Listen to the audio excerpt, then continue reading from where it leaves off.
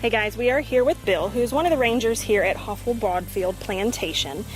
And this plantation is massive. All these grand oaks, the beautiful Spanish moss, it is absolutely beautiful. So when one thinks of a plantation, they usually think that cotton fields, and I'm looking around and I'm not seeing any cotton fields. Correct. A lot of people think when they hear the word plantation, they remember cotton was king. But here on the coast, it was rice that was king, rice that was the chief agricultural product. And rice was grown out in the marsh here.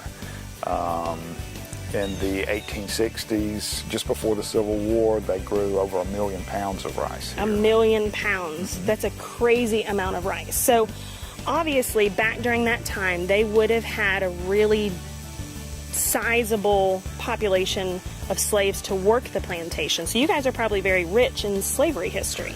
Yes, in 1849, when one of the plantation owners died, Dr. James Troop, they did an inventory of his estate and he had 357 slaves. 357? Ooh, that's a lot. And they lived here in 3 separate communities, in slave dwellings. There were probably about 60 slave dwellings on the site.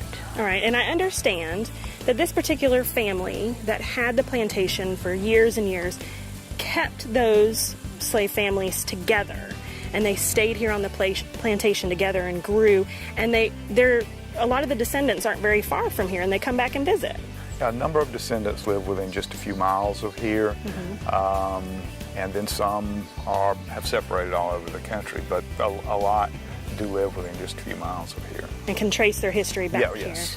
And we do have records of that with old slave censuses and things of that nature. That's cool. So Bill, tell me what all is there to do and see here at the plantation? Okay, well, we have a museum with a short film that we show, artifacts dealing with the plantation days. It's a short walk to the plantation house through a avenue of moss-covered oak trees. And these trees are enormous. They are beautiful. And you told me that some of these trees are hundreds of years old? We have 2 trees, actually, that are members of the Louisiana Live Oak Society, which is a hall of fame of big live oak trees. And the Georgia Forestry Commission says that one of those could be up to 800 years old. 800. That's amazing that it's still standing down here, for sure. So when they make it down here to the plantation house, the view out here, you can see the marsh where they grew the rice, and the views are just absolutely beautiful. We have also 7 outbuildings behind the plantation house. There's barns with old tools and implements in them, and also the original dairy barn.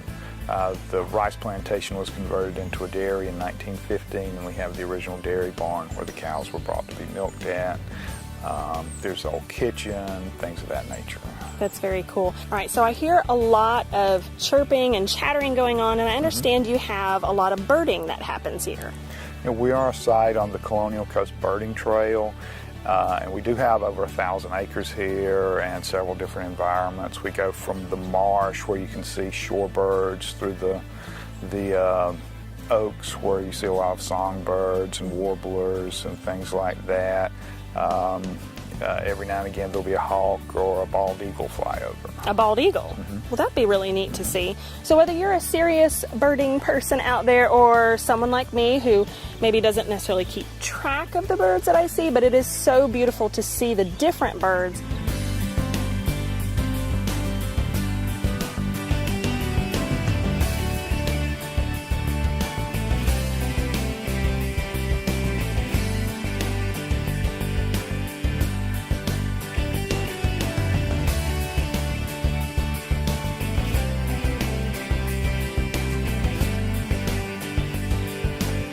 This is the uniform mess jacket and apron of Rudolph Capers. He was one of the descendants of the Hofwl slaves here, and he served as the family butler for over 50 years. We have some, down at the bottom, you'll see some of Ophelia Dent's shoes that she wore during her lifetime. And here are some Civil War sabers that belong to some of the family members who served in the Civil War of the Army.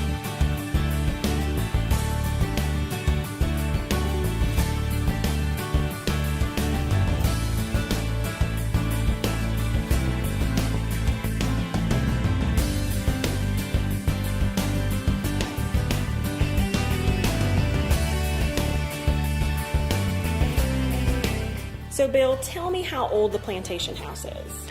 The plantation house here was built in the 1850s, and everything in the house is original to the house, original to the family that lived here. So they actually used what's in this house. It's not yes. something brought in, No. just period pieces. Right. Some historic houses you visit will have be trying to interpret just a specific time period, and will bring in things that aren't original to that specific house. But everything in here is not tied to one specific time period, but is tied to the family. Okay. There are books in the ladies' parlor dating to the 1750s, alongside Reader's Digest from the 1970s. So it was not a museum, but a living, breathing house for well over 100 years. All right. Now tell me about this beautiful carved bed that we're standing right in front of. Now this is a rice bed, and it's called a rice bed because of the carvings of the rice plant on the footboard. And this would have been made in Charleston around 1785 or so. And it's one of only about a dozen or so of these left in existence. It would have been a very regional type piece of furniture that you would have only found on a plantation along the Georgia or South Carolina coast where rice was actually grown at. And the dining room is filled with lots of Canton china, most of it dating back to the late 1700s, early 1800s. There are, where today, strange and unusual pieces, fish casserole bowls, different things of that nature.